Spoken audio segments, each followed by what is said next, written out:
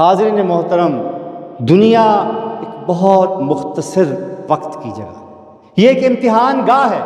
یوں سمجھ لیں کہ جیسے ایک جنگل یا ایک بیابان ہو جس میں اللہ تعالیٰ نے انسان کو بھیج دیا ہے، اور اب جو وقت مقرر اس کو دیا گیا ہے اس میں اس نے اس میدان میں سے، اس بیابان میں سے یا اس جنگل میں سے نکلنا ہے۔ سارا امتحان اور کھیل ہی ہے۔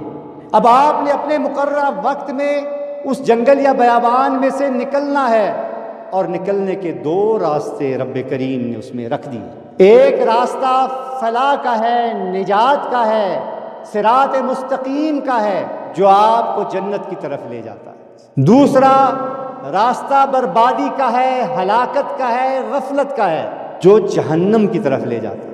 اور جب انسان کو بھیجا اس امتحان گاہ میں تو ہمارے ساتھ ہمارے دو دشمن شیطان اور نفس ہمارے ساتھ آ گئے۔ اب وہ ایلوژنز کریٹ کرتے ہیں انسان کے ذہن میں، غفلت میں مبتلا کرتے ہیں، دنیا کی لذتوں کا غلاف اس کے دماغ پر، اس کی سوچ پر چڑھا دیتے ہیں، اور انسان سامنے نظر آتے ہوئے بھی صحیح راستے کو چھوڑ کے غلط کی طرف دوڑنے لگتا ہے۔ لیکن میرا رب بڑا مہربان، بڑا رحیم ہے، بڑا کریم ہے، اسے اپنی مخلوق سے بے پناہ محبت ہے۔